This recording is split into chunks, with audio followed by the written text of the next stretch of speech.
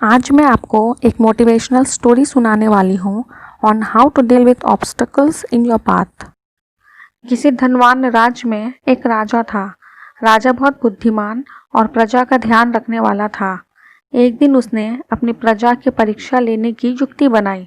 उसने शहर के बड़े महत्वपूर्ण रास्ते पर एक बहुत बड़ा पत्थर रखवा दिया और खुद छुपकर कहीं बैठ गया।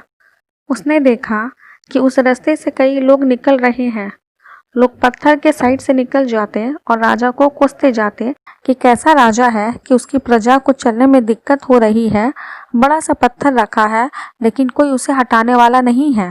फिर राजा ने देखा कोई एक गरीब परिवार का लड़का चला आ रहा है और साइड से निकलने की बजाय वो पत्थर को धक्का देना शुरू किया और थोड़े परिश्रम के बाद उस लड़के ने पत्थर को पूरी तरीके से हटा दिया।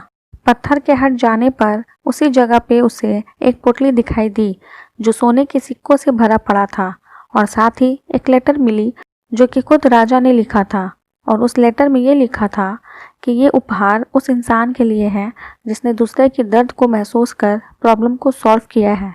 इस कहानी से हमें ये शिक्षा मिलती है कि रास्ते में आने वाली हर रुकावट, हर परेशानी एक अपॉर्चुनिटी होती है जिसे हम अपनी प्रेजेंट को बदल सकते हैं।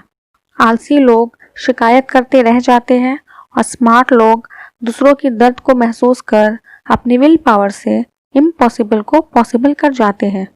इस कहानी से जो सीख मिली है, इस सीख को किसी भी जॉब, बिजनेस और रिलेशनशिप में आप अप्लाई कर सकते हैं। अगर आप जॉब में हैं तो फोकस कीजिए उन पहलुओं पर जो दूसरों के लिए रुकावटें हैं और लोग कोई ना कोई रास्ता निकाल कर अपना काम चला लेते हैं।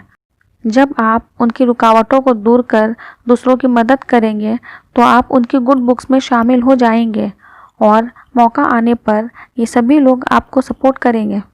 सेम प्रिंसिपल बिजनेस में भी अप्लाई होती है। आप एक सक्सेसफुल बिजनेसमैन तभी बन पाओगे जब आप दूसरों की प्रॉब्लम्स को समझोगे। जब आप अपने कस्टमर्स की प्रॉब्लम को समझोगे और उन प्रॉब्लम्स को सॉल्व करने के लिए आप गुड सर्विस ऑफर करेंगे या गुड प्रोडक्ट सेल करेंगे। वो बिजनेस जो सिर्फ पैसे कमाने के लिए शुरू हुआ है वो ज़्यादा दिन तक नहीं चलता। अगर रिलेशनशिप में पड़े हुए पत्थर को हटाना है तो दूसरों के नज़रिए से देखना शुरू कर दो। दूसरों के पेन पॉइंट्स को समझो। क्या कारण है कि सामने वाले आपसे अच्छी रिलेशन मेंटेन नहीं कर पा रहा है। अगर वो आपसे माफ़ी मांगने की वेट कर रहे हैं तो आप उनसे माफ़ी मांग लीजिए और अगर आपसे माफ़ी चाहते हैं तो आप माफ़ी दे दीजिए। कोई भी काम आप करें, एक बार ये सोच ले कि सामने वाले को किसे कैसा लगेगा।